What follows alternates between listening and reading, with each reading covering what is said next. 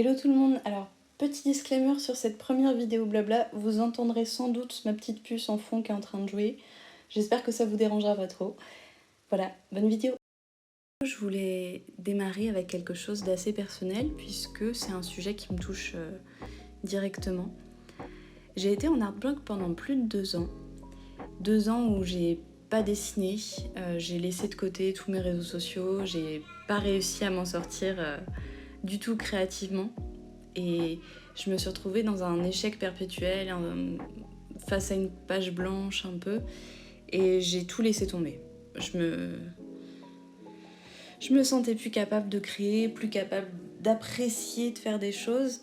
Et je pense que ce sentiment, il est né petit à petit de quelque chose qui peut toucher pas mal de personnes. C'est une espèce de syndrome de l'imposteur qu'on peut cultiver de plus en plus avec les réseaux sociaux notamment.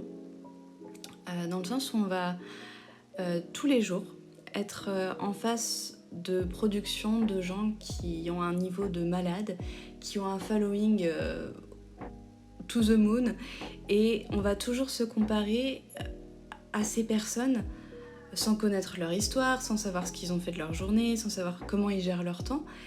Mais tout ce qu'on va faire va être soumis à cette espèce de distorsion de niveau en fait. Tu dessines pas souvent, t'as pas fait d'école, tu veux juste créer ton petit univers et tu vas te comparer à des gens qui ont fait des écoles, dont c'est le job, parce que tu vois leur production sur les réseaux sociaux. Et du coup, ça te donne un critère qui est un peu inatteignable et qui distord en fait tout ce que tu vas produire avec cette espèce de miroir déformant en te disant bah ouais mais pourquoi moi je suis pas à ce niveau-là ah tiens cette personne elle dessine à peu près aussi bien que moi mais elle a 3 fois plus de likes, comment ça se fait? Et on devient un petit peu un artiste aigri dans son coin qui recherche plus le plaisir de créer mais cette espèce de fausse célébrité qu'on peut avoir sur les réseaux sociaux. Et en fait bah, c'est quelque chose qui, je pense, en touche plus d'un et dont je voulais discuter parce que j'ai trouvé, moi, un moyen de m'en sortir. Et je voulais partager avec vous des pistes, en fait, pour sortir de ces art blocs et puis les éviter au maximum, en fait. Déjà, je pense que ce qui est sympa de se rappeler quand on crée comme ça, qu'on a ce besoin de produire, c'est qu'on le fait d'abord pour nous. Même si le but c'est de le partager parce que c'est ce qui est intéressant, c'est de pouvoir partager son univers créatif et avoir des retours dessus. Je pense que le premier appel qu'on doit se faire, c'est que ce qu'on crée, c'est nous, c'est notre univers. Donc la première personne concernée, c'est nous, même si on est le juge le plus critique, hein, ça je suis d'accord. Mais il faut garder en tête que avant de devoir plaire à une audience, ça doit nous plaire à nous. Et ça m'est arrivé des tonnes de fois de passer 3 heures sur un dessin, de le trouver vraiment bien, de le mettre sur les réseaux sociaux et d'avoir 10 likes en 2 heures et de me dire ah mais en fait c'est de la merde, j'aurais dû le faire autrement, j'aurais dû recommencer, j'aurais dû prendre ce truc là qui est à la mode. Et c'est là le problème en fait. L'un des premiers problèmes, c'est cette comparaison qui fait qu'on va même plus apprécier notre propre univers et qu'on va juste essayer de plaire à une audience avec des choses qui nous correspondent plus.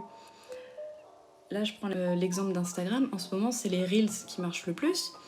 Et on se retrouve avec plein de gens qui étaient juste super contents de faire des dessins, qui se retrouvent à devoir faire des animations, à mettre des sons tendances, à rajouter des effets et tout. Et d'un côté, c'est très chouette parce que ça pousse à chercher une autre piste créative qu'on n'aurait pas forcément explorée.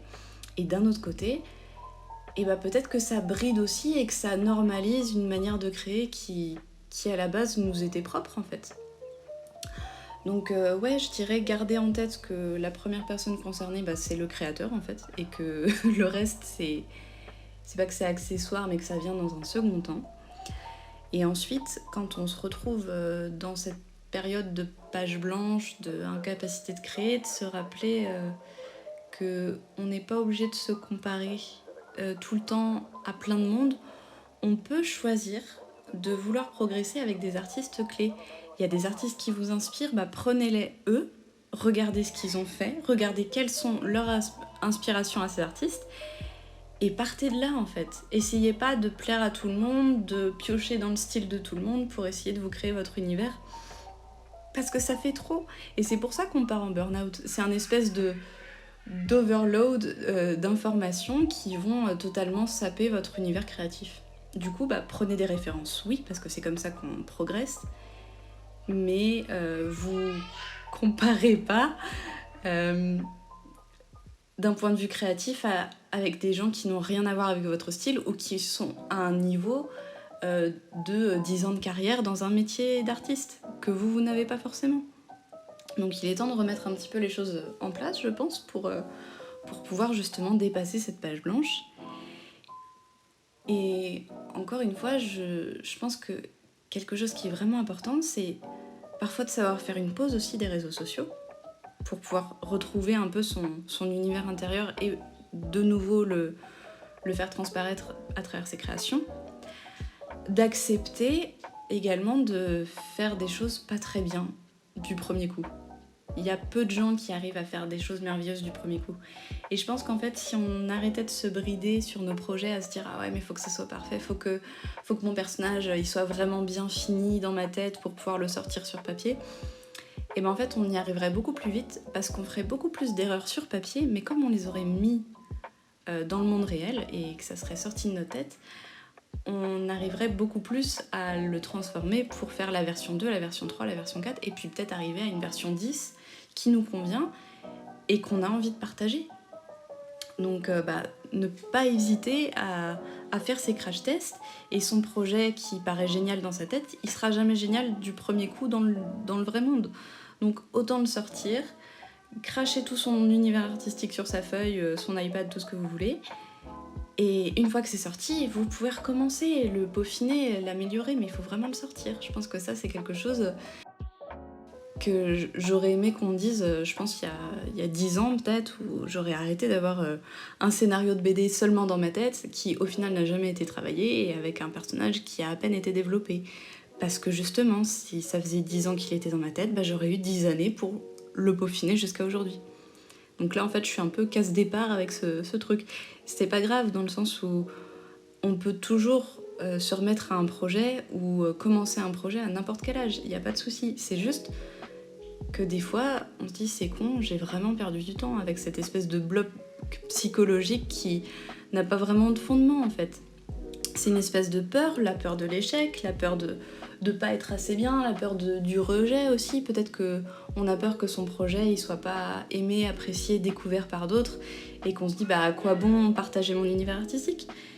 Mais c'est là qu'il faut se rappeler de l'étape 1. D'abord, on crée pour soi. Ensuite, on s'inspire de gens qui nous appellent, qui résonnent avec nous, et on les limite, parce que sinon ça fait burn-out. Ensuite, on crée, puisque de toute façon, c'est en créant qu'on va réussir à faire quelque chose de nos 10 doigts, entre guillemets. Et puis quand on est vraiment bloqué par un médium, par exemple le dessin niveau traditionnel, moi j'ai été bloquée, après j'ai été bloquée par le dessin numérique, j'y arrivais plus, et je me suis mis à un truc totalement différent, je me suis mis à de la couture. J'ai fait de la couture pendant mes 2 ans d'art bloc, c'est cool, j'ai appris des petits trucs, j'avais vraiment pas la pression de le monétiser, d'en faire quelque chose, de le partager sur les réseaux, j'avais juste envie de faire de la couture pour moi et c'est tout ce qui m'importait. Et à partir du moment où une chose en entraînant une autre, je me suis rendu compte que je pouvais faire mes propres motifs, que je pouvais utiliser mon attrait pour le dessin pour le mettre dans des projets couture. C'est là que ça s'est débloqué en fait. C'est là que les 2 univers se sont joints et que ça m'a redonné envie de dessiner pour le plaisir de dessiner. Et voilà ce qu'il faut faire, je pense. Il faut aussi arriver à trouver des chemins détournés pour se redonner cet élan de création et apprécier ce qu'on fait juste parce qu'on le fait et pas pour ce que ça va devenir, pour ce que ça nous apporterait dans le futur ou pour toute la YouTube fame, Instagram fame, tout ce que vous voulez que c'est censé nous donner, parce que c'est pas grave d'avoir envie d'être connu et reconnu pour ce qu'on fait. Au contraire, je pense que c'est humain et que ça nous touche tous, mais ça doit pas être quelque chose qui nous handicape, ça doit être quelque chose qui nous motive. Et quand on se rend compte que ça commence à partir un peu en cacahuète et à ne plus avoir ce sens-là, mais plutôt à devenir une espèce de pression de production et de qualité qu'on n'a pas, je pense qu'il faut lâcher du lest et puis se rappeler que à la base, quand on était petit, on prenait un crayon juste parce qu'on avait envie de dessiner et que c'était cool.